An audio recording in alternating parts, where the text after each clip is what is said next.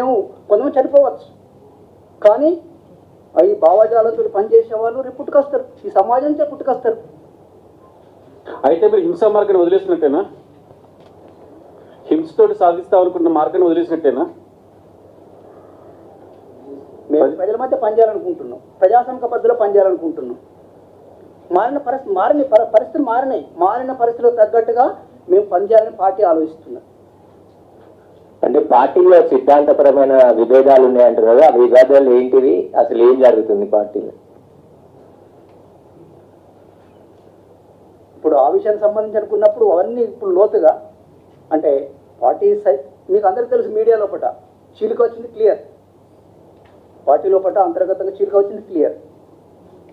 కాబట్టి ఆ విషయాలు ఇప్పుడు ఇక్కడ చెప్పలేను. రేపు నెక్స్ట్ అవకాశం వచ్చినప్పుడు నేను పిలుస్తా, మీరు రండి, నేను మాట్లాడతా.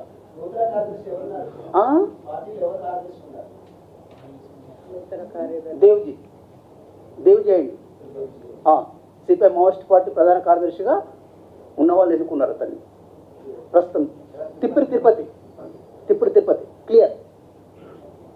మరి మావోయిస్ట్ నుంచి బయటకు వచ్చిన వదలవని చెప్పిన దాని మీద మీ స్పందన ఏంటి? బయటకు వచ్చి లింగిపురంలో వదలవని చెప్పేసి కొన్ని ప్రకటనలు వస్తుంది, దాని మీద మీ స్పందన ఏంటి?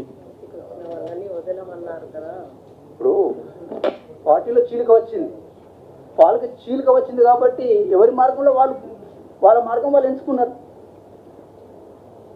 మా మార్గం మేము ఎంచుకున్నాం. నేను మాత్రం సిపిఐ మావోయిస్ట్ పార్టీ లైన్ని నేను సమర్థిస్తున్నాను, దేవుడిని సపోర్ట్ చేస్తున్నాను, సోలుని వ్యతిరేకిస్తున్నాను, అంతే. రేవంత్ రెడ్డి గారి ప్రజాపాలన మీకు నచ్చిందంటారు?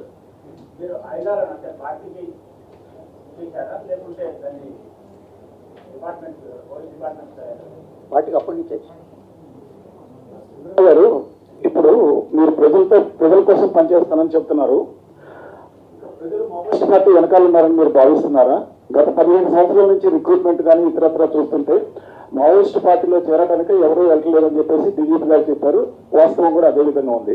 ఇంకా ప్రజలు పార్టీకి అండగా ఉన్నారని మీరు భావిస్తున్నారా? మాకు కూడా ప్రజల మధ్య పనిచేసే క్యాడర్ ఉన్నారు, మేము పనిచేస్తాం, మా శక్తి మేరకు మేము పనిచేస్తాం, మా ఐడియాలజీతో పనిచేస్తాం. మా ఐడియాలజీ ఉన్నది, దేశం అంతటా ఉన్నది. ఐడియాలజీ తోటి మేము పనిచేయడం కోసం ప్రయత్నం చేస్తాం.